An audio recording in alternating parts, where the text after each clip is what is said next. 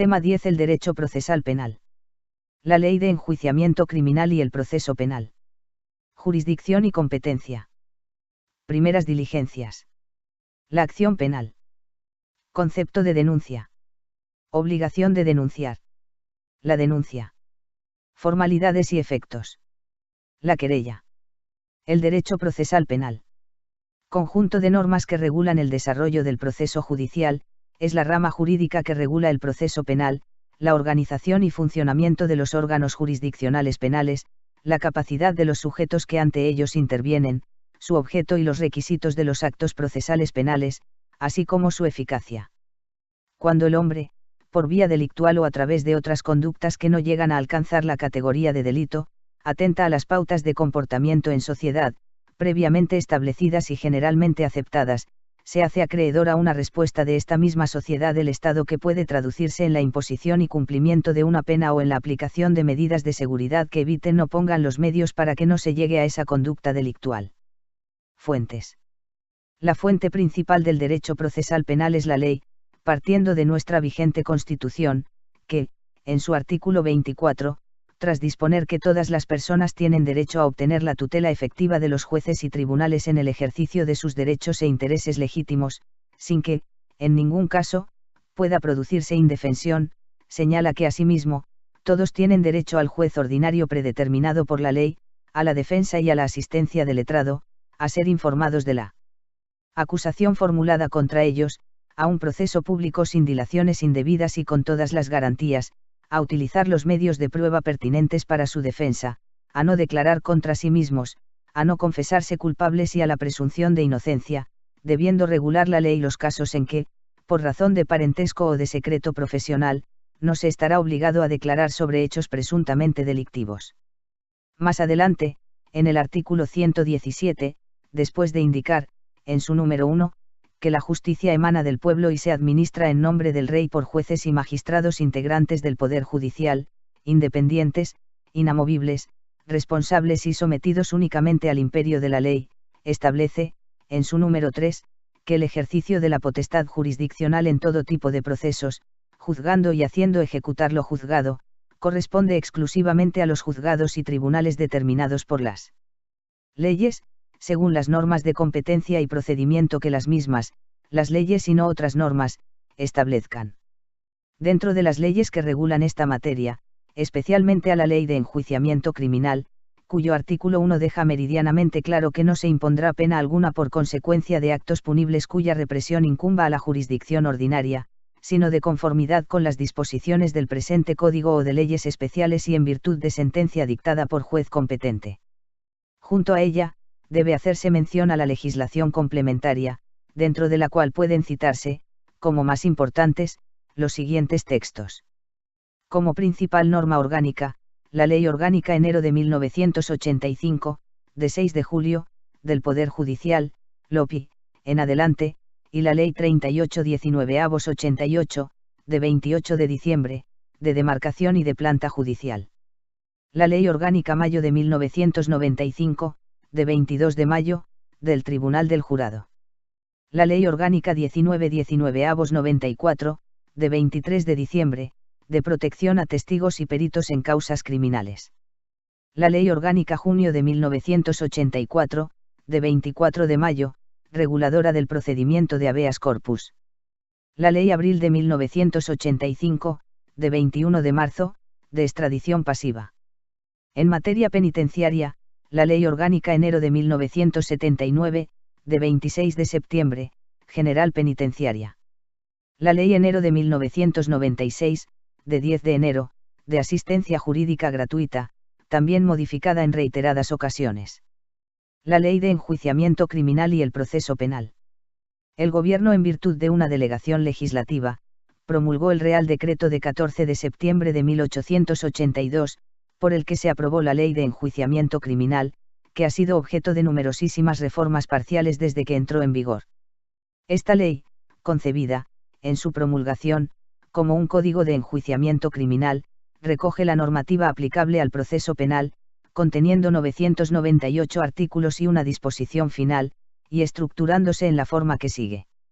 Libro y 2 puntos. Disposiciones generales. Libro 2, del sumario. Libro 3, del juicio oral. Libro 4, de los procedimientos especiales. Libro V. De los recursos de apelación, casación y revisión. Libro 6, del procedimiento para el juicio de delitos leves. Libro 6, de la ejecución de las sentencias. Los procesos penales contemplados en la ley, son los siguientes. Procedimiento ordinario por delito. Procedimiento abreviado por delito. Procedimiento para el enjuiciamiento rápido de determinados delitos. Juicio de delitos leves. Además, como procedimientos especiales, recoge la ley los siguientes. Contra senadores o diputados. Por delitos de injurias y calumnias contra particulares. Por delitos cometidos por medio de la imprenta, el grabado u otro medio mecánico de publicación. Procedimiento para la extradición. Procedimiento contra reos ausentes. Jurisdicción y competencia.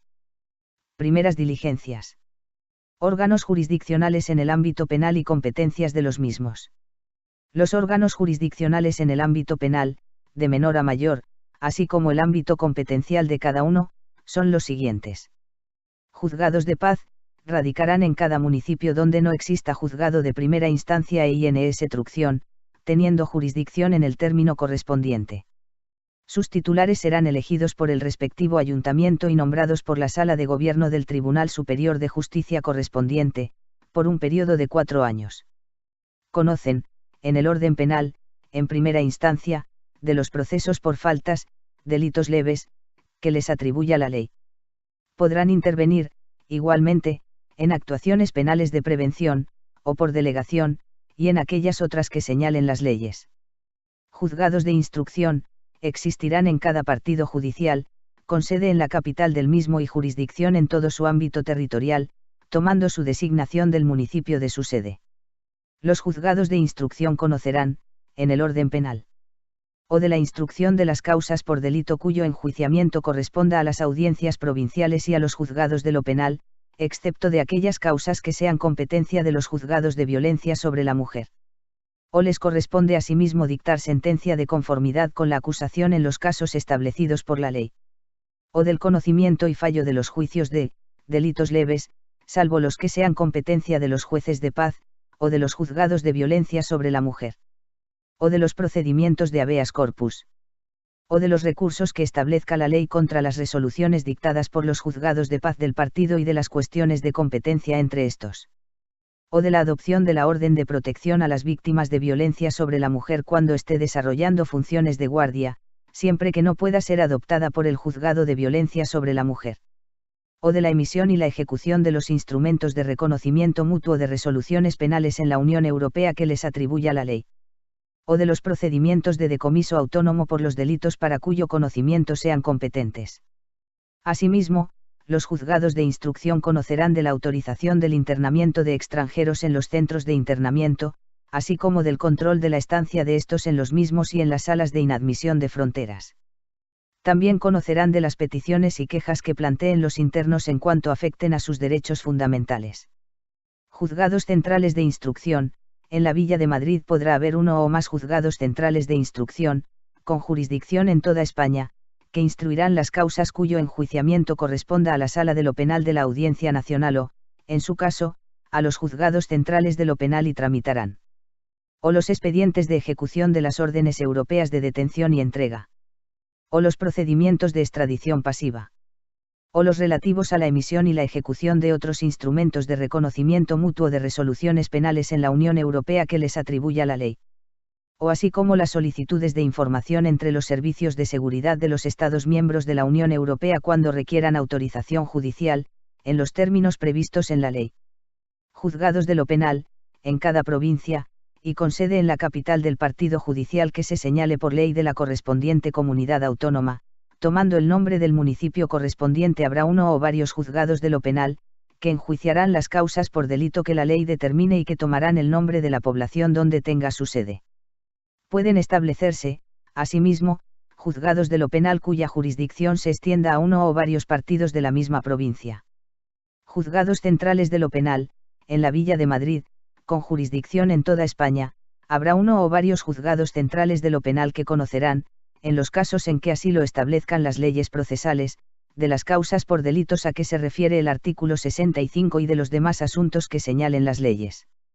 Otros juzgados, junto a los anteriores, al estar íntimamente relacionados con la materia penal, debe hacerse una mención expresa a los o juzgados de vigilancia penitenciaria, en cada provincia, y dentro del orden jurisdiccional penal, habrá uno o varios juzgados de vigilancia penitenciaria, que tendrán las funciones jurisdiccionales previstas en la Ley General Penitenciaria en materia de ejecución de penas privativas de libertad y medidas de seguridad, emisión y ejecución de los instrumentos de reconocimiento mutuo de resoluciones penales en la Unión Europea que les atribuya la ley, control jurisdiccional de la potestad disciplinaria de las autoridades penitenciarias, amparo de los derechos y beneficios de los internos en los establecimientos penitenciarios y demás que señale la ley. O podrán establecerse juzgados de vigilancia penitenciaria que extiendan su jurisdicción a 2 o más provincias de la misma comunidad autónoma. O también podrán crearse juzgados de vigilancia penitenciaria cuya jurisdicción no se extienda a toda la provincia. O finalmente, el cargo de juez de vigilancia penitenciaria será compatible con el desempeño de un órgano del orden jurisdiccional penal. O juzgados de menores, respecto de los que se establece que en cada provincia, con jurisdicción en toda ella y sede en su capital, habrá uno o más juzgados de menores. No obstante, cuando el volumen de trabajo lo aconseje, podrán establecerse juzgados de menores cuya jurisdicción se extienda o bien a un partido determinado o agrupación de partidos, o bien a 2 o más provincias de la misma comunidad autónoma. Tomarán su nombre de la población donde radique su sede. A estos juzgados les corresponde el ejercicio de las funciones que establezcan las leyes para con los menores que hubieren incurrido en conductas tipificadas por la ley como delito o falta y aquellas otras que, en relación con los menores de edad, les atribuyan las leyes. O Juzgado Central de Menores, que radicará en la Villa de Madrid, con jurisdicción en toda España, y que conocerá de las causas que le atribuya la legislación reguladora de la responsabilidad penal de los menores, contenida en la Ley Orgánica Mayo de 2000, de 12 de enero. Audiencias provinciales, tendrán su sede en la capital de la provincia, de la que tomarán su nombre, y extenderán su jurisdicción a toda ella. No obstante, podrán crearse secciones de la audiencia provincial fuera de la capital de la provincia, a las que quedarán adscritos uno o varios partidos judiciales. Las audiencias provinciales conocerán en el orden penal. Primero de las causas por delito, a excepción de los que la ley atribuye al conocimiento de los juzgados de lo penal o de otros tribunales previstos en esta ley.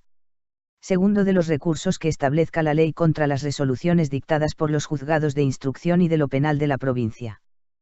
Para el conocimiento de los recursos contra resoluciones de los juzgados de instrucción en juicios por delitos leves, la audiencia se constituirá con un solo magistrado, mediante un turno de reparto. Tercero de los recursos que establezca la ley contra las resoluciones en materia penal dictadas por los juzgados de violencia sobre la mujer de la provincia. Cuarto, las audiencias provinciales conocerán también de los recursos contra las resoluciones de los juzgados de menores con sede en la provincia y de las cuestiones de competencia entre los mismos. Quinto, de los recursos que establezca la ley contra las resoluciones de los juzgados de vigilancia penitenciaria, cuando la competencia no corresponda a la Sala de lo Penal de la Audiencia Nacional.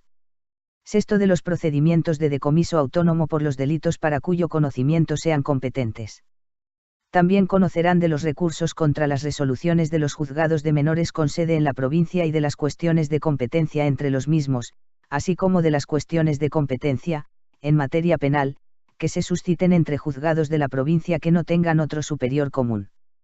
Por otra parte, según el artículo 83 LOPI, el juicio del jurado se celebrará en el ámbito de la audiencia provincial u otros tribunales y en la forma que establece la Ley Orgánica Mayo de 1995, de 22 de mayo, del Tribunal del Jurado, que regula su composición y competencias, teniendo en cuenta los siguientes principios. O la función del jurado será obligatoria y deberá estar remunerada durante su desempeño.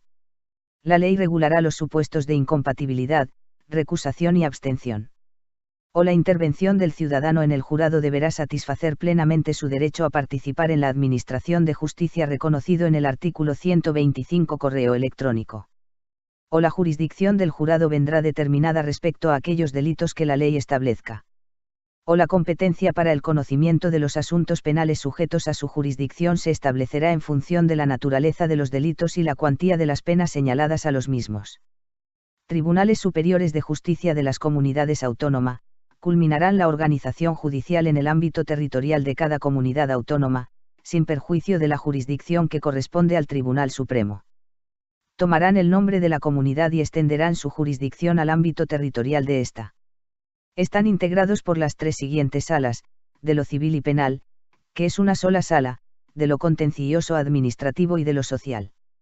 En concreto, a la sala primera, como sala de lo penal, le corresponde o el conocimiento de las causas penales que los estatutos de autonomía reservan al conocimiento de los tribunales superiores de justicia, o la instrucción y el fallo de las causas penales contra jueces, magistrados y miembros del Ministerio Fiscal por delitos o faltas cometidos en el ejercicio de su cargo en la comunidad autónoma, siempre que esta atribución no corresponda al Tribunal Supremo. El conocimiento de los recursos de apelación contra las resoluciones dictadas en primera instancia por las audiencias provinciales, así como el de todos aquellos previstos por las leyes. O la decisión de las cuestiones de competencia entre órganos jurisdiccionales del orden penal con sede en la comunidad autónoma que no tengan otro superior común. O de los procedimientos de decomiso autónomo por los delitos para cuyo conocimiento sean competentes. Audiencia Nacional, tiene su sede en Madrid y jurisdicción en toda España. Está integrada por 4 salas, de apelación, de lo penal, de lo contencioso administrativo y de lo social. La sala de apelación, conocerá de los recursos de esta clase que establezca la ley contra las resoluciones de la sala de lo penal. En particular, la sala de lo penal conocerá del enjuiciamiento, salvo que corresponda en primera instancia a los juzgados centrales de lo penal, de las causas por los siguientes delitos. O delitos contra el titular de la corona, su consorte, su sucesor, altos organismos de la nación y forma de gobierno. O falsificación de moneda, delitos monetarios y relativos al control de cambios. O defraudaciones y maquinaciones para alterar el precio de las cosas que produzcan o puedan producir grave repercusión en la seguridad del tráfico mercantil, en la economía nacional o perjuicio patrimonial en una generalidad de personas en el territorio de más de una audiencia. O tráfico de drogas o estupefacientes, fraudes alimentarios y de sustancias farmacéuticas o medicinales, siempre que sean cometidos por bandas o grupos organizados y produzcan efectos en lugares pertenecientes a distintas audiencias. O delitos cometidos fuera del territorio nacional, cuando conforme a las leyes o tratados corresponda su enjuiciamiento a los tribunales españoles. En todo caso, la Sala de lo Penal de la Audiencia Nacional extenderá su competencia al conocimiento de los delitos conexos con todos los anteriormente reseñados.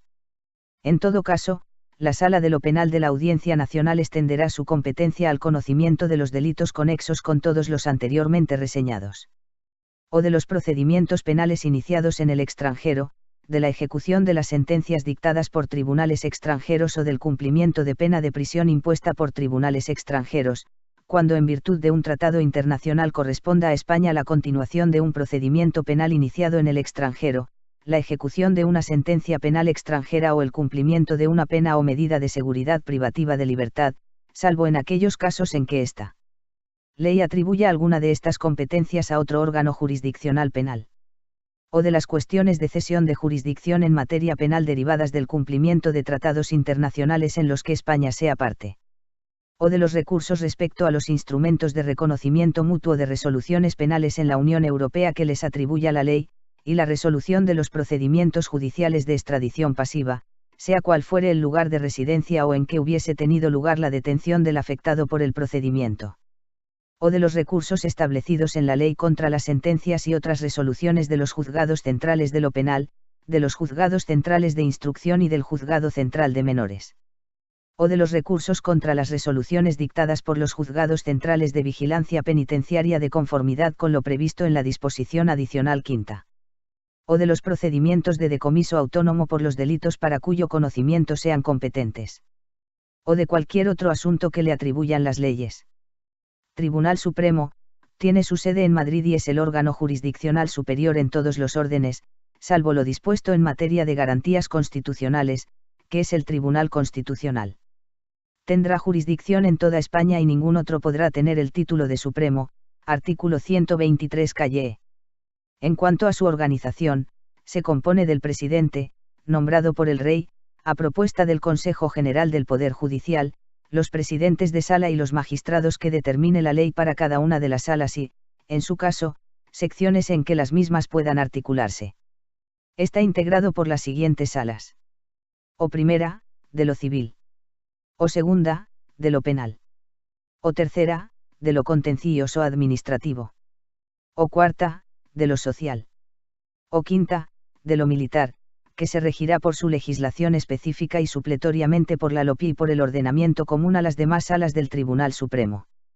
El artículo 61 LOPI configura una sala más para supuestos excepcionales, como la disolución de los partidos políticos, constituida por el presidente del Tribunal Supremo, los presidentes de sala y el magistrado más antiguo y el más moderno de cada una de ellas. En concreto, la sala de lo penal conocerá, artículo 57 LOPI. O de los recursos de casación, revisión y otros extraordinarios en materia penal que establezca la ley. O de la instrucción y enjuiciamiento de las causas contra el presidente del Gobierno, presidentes del Congreso y del Senado, presidente del Tribunal Supremo y del Consejo General del Poder Judicial, presidente del Tribunal Constitucional, miembros del Gobierno, diputados y senadores, vocales del Consejo General del Poder Judicial, magistrados del Tribunal Constitucional y del Tribunal Supremo, presidente de la Audiencia Nacional y de cualquiera de sus salas y de los tribunales superiores de justicia, fiscal general del Estado, fiscales de sala del Tribunal Supremo, presidente y consejeros del Tribunal de Cuentas, presidente y consejeros del Consejo de Estado y defensor del pueblo, así como de las causas que, en su caso, determinen los estatutos de autonomía. O de la instrucción y enjuiciamiento de las causas contra magistrados de la Audiencia Nacional o de un Tribunal Superior de Justicia. O de los demás asuntos que le atribuya esta ley. O de los procedimientos de decomiso autónomo por los delitos para cuyo conocimiento sean competentes. En las causas a que se refieren los números segundo y tercero del párrafo anterior se designará de entre los miembros de la sala, conforme a un turno preestablecido, un instructor, que no formará parte de la misma para enjuiciarlas. Jurisdicción y competencia.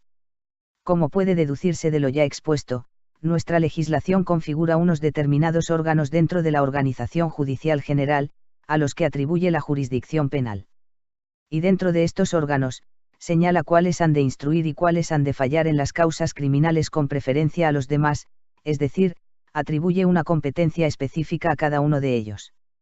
Por lo demás, dentro de la competencia, genéricamente entendida, se ha distinguido entre competencia objetiva, a través de la cual se nos indica qué órgano jurisdiccional debe conocer con preferencia a los demás, dentro del mismo orden jurisdiccional.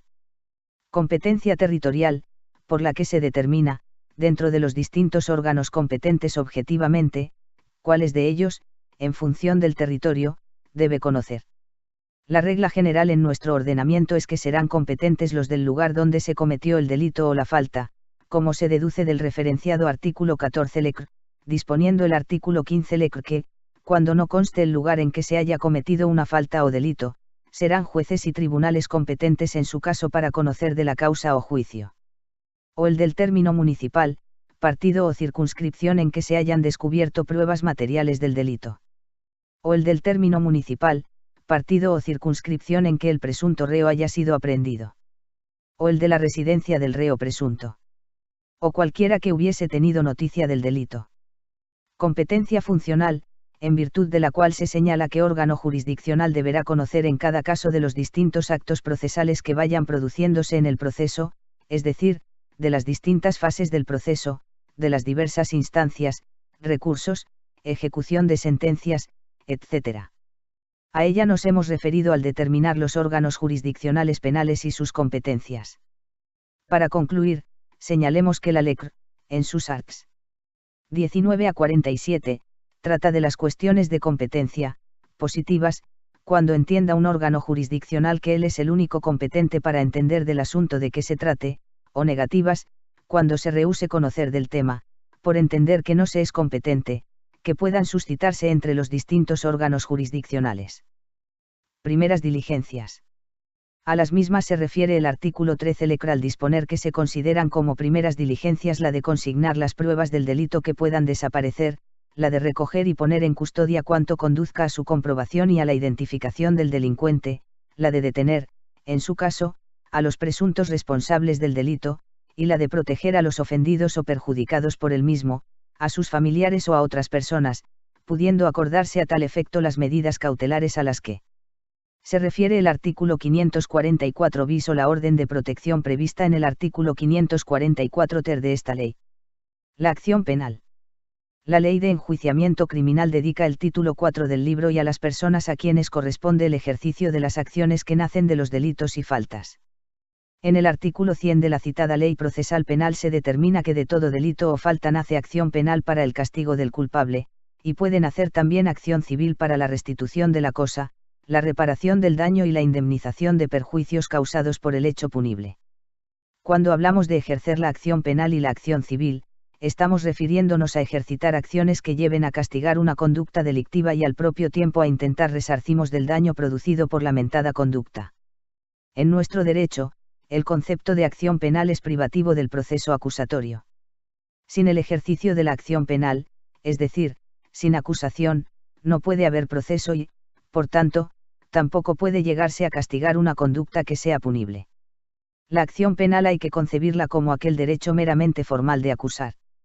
No hacemos valer, cuando acusamos, una exigencia punitiva, solo creamos el presupuesto necesario para que el órgano jurisdiccional pueda proceder a la averiguación del delito y de su autor e imponer la pena al culpable, no la pena pedida, sino la que corresponda. Cuando acusamos no pedimos una pena, sino que se ejercite el poder del Estado para perseguir el delito. El objeto de la acusación es un hecho individualizado, considerado como delito. La acción penal es también irrenunciable, esto quiere decir que una vez ejercitada la acción, e iniciado el proceso, el actor no puede evitar, por un acto propio de disposición, que el proceso concluya con un pronunciamiento de fondo. Esto significa que una vez investido el juez del conocimiento del asunto, el proceso tiene que continuar hasta su terminación. Los sistemas posibles de atribución del ejercicio de la acción penal dentro del proceso acusatorio pueden reducirse a 4 grupos. La acusación corresponde a los particulares y solo a ellos. El Estado se reserva el ejercicio mediante un órgano independiente del judicial, especialmente adscrito a esa función, el Ministerio Fiscal. Concurso del Ministerio Fiscal y de todos los ciudadanos, de la acción pública oficial y de la popular. Concurso del ofendido por el delito, como acusador subsidiario o como coadyuvante. Personas que pueden ejercitar la acción penal. En nuestro ordenamiento jurídico, se sigue el tercero de los sistemas vistos anteriormente en orden al ejercicio de la acción penal. Esto es, el concurso del Ministerio Fiscal y de todos los ciudadanos, de la acción pública oficial y de la popular. En este sentido, la Ley de Enjuiciamiento Criminal, determina que la acusación penal es pública, y que todos los ciudadanos españoles podrán ejercitarla con arreglo a las prescripciones de la citada Ley Procesal Penal. No obstante, no podrán ejercitar la acción penal. 1. El que no goce de la plenitud de los derechos civiles. 2. El que hubiera sido condenado 2 veces por sentencia firme, como reo del delito de denuncia o querella calumniosas. 3. El juez o magistrado.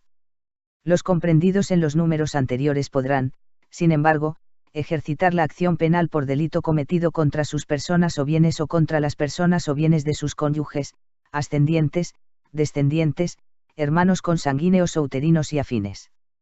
Los comprendidos en los números 2 grados y 3 grados podrán ejercitar también la acción penal por el delito cometido contra las personas o bienes de los que estuviesen bajo su guarda legal. 4. Los cónyuges, a no ser por delito cometidos por el uno contra la persona del otro o la de sus hijos, y por el delito de bigamia. 5.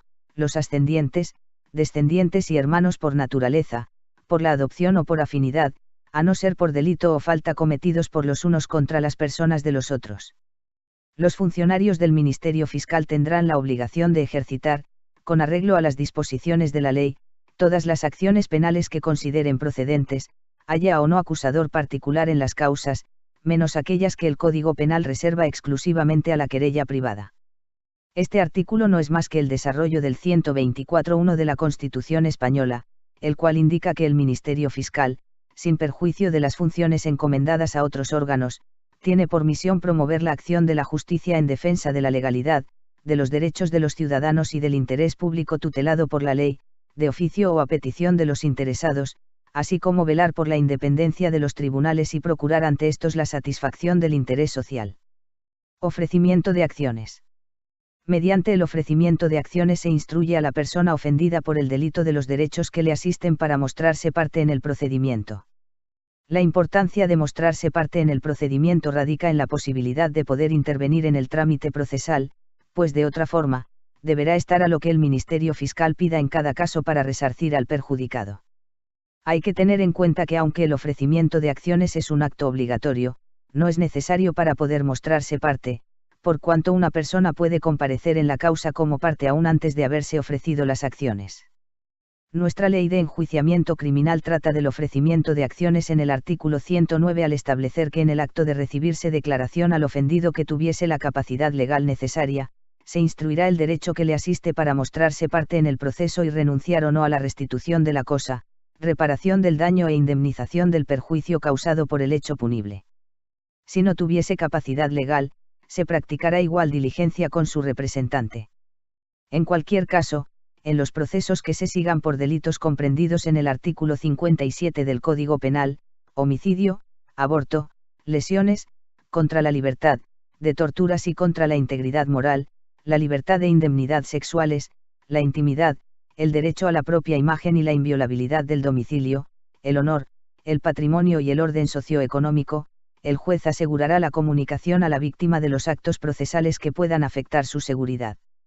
En cuanto al límite temporal, el artículo 110 de la Ley de Enjuiciamiento Criminal determina que los perjudicados por un delito o falta que no hubieren renunciado a su derecho, podrán mostrarse parte en la causa, si lo hicieran antes del trámite de calificación del delito, y ejercitar las acciones civiles y penales que procedan, o solamente u otras, según les conviniere, sin que por ello se retroceda en el curso de las actuaciones. Extinción de la acción penal.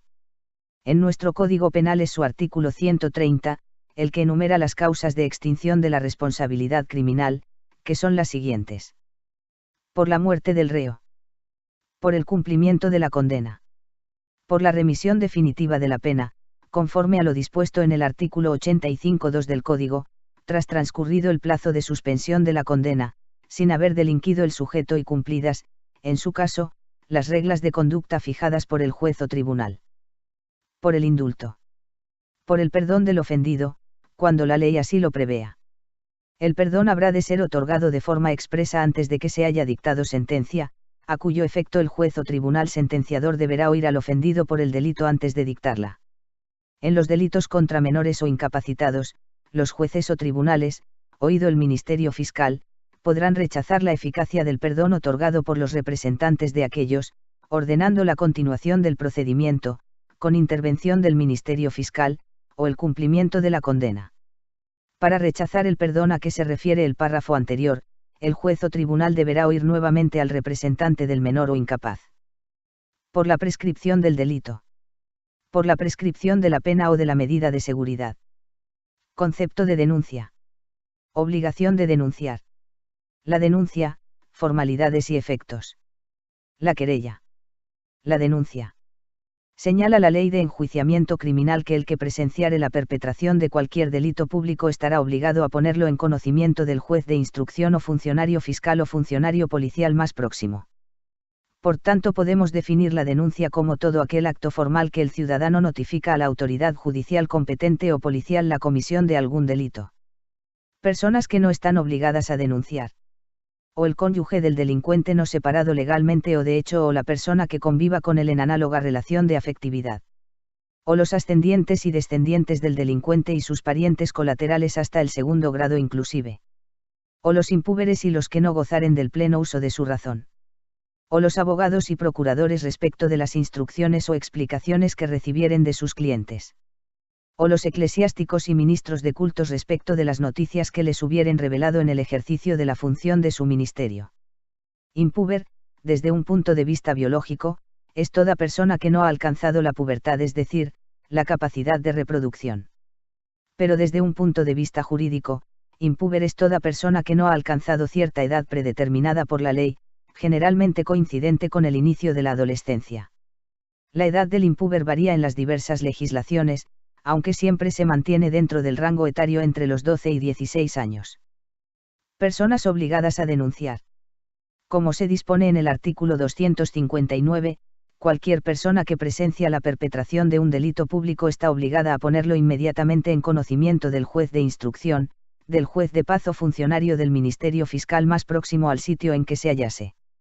Los que por razón de sus cargos, profesiones u oficios tuvieren noticia de algún delito público, estarán obligados a denunciarlo inmediatamente al Ministerio Fiscal, al tribunal competente, al juez de instrucción, y en su defecto, al funcionario de policía más próximo al sitio si se tratara de un delito flagrante.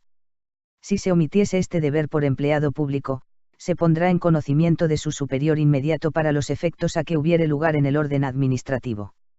El que por cualquier medio diferente de los mencionados, tuviere conocimiento de la perpetración de algún delito de los que deben perseguirse de oficio, deberá denunciarlo al Ministerio Fiscal, al tribunal competente o el juez de instrucción o funcionario de policía, sin que se entienda obligado por esto a probar los hechos denunciados ni a formalizar querella. El denunciador no contraerá en ningún caso otra responsabilidad que la correspondiente a los delitos que hubiese cometido por medio de la denuncia, o con su ocasión. Forma de presentación. Las denuncias podrán hacerse o personalmente o por medio de mandatarios con poder especial, o de palabra o por escrito. O cuando la denuncia sea verbal, se extenderá un acta por la autoridad o funcionarios que la recibieren. Se expresará en ella cuantas noticias tenga el denunciante relativas al hecho denunciado y a sus circunstancias, en forma de declaración. Se firmará por el denunciante y por quien reciba la denuncia. Si el denunciante no pudiere firmar, lo hará otra persona a su cargo. O la denuncia escrita deberá estar firmada por el denunciante. Si no pudiere hacerlo, firmará otra persona a su ruego. La autoridad o funcionario que la recibiese rubricará y sellará todas las hojas a presencia del denunciante. El denunciante podrá también rubricarla por sí o por medio de otra persona, a su ruego. En ambos casos de denuncia, verbal o escrita, el juez, tribunal, autoridad o funcionario que recibiere la denuncia, hará constar por el DNI, o por otros medios, que reputen suficientes, la identidad de la persona del denunciante.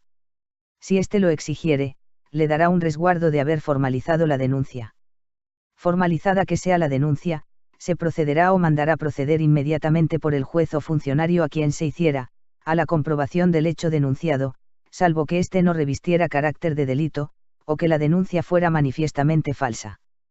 En cualquiera de estos dos casos, el tribunal o funcionario se abstendrá de todo procedimiento, sin perjuicio de la responsabilidad en que incurran si desestimasen aquella indebidamente. La querella. La querella constituye un acto procesal que, además de cumplir la misión propia de la denuncia, envuelve el ejercicio de la acción penal. El querellante, por el mero hecho de ejercitar la querella, es parte en el proceso penal desde el principio.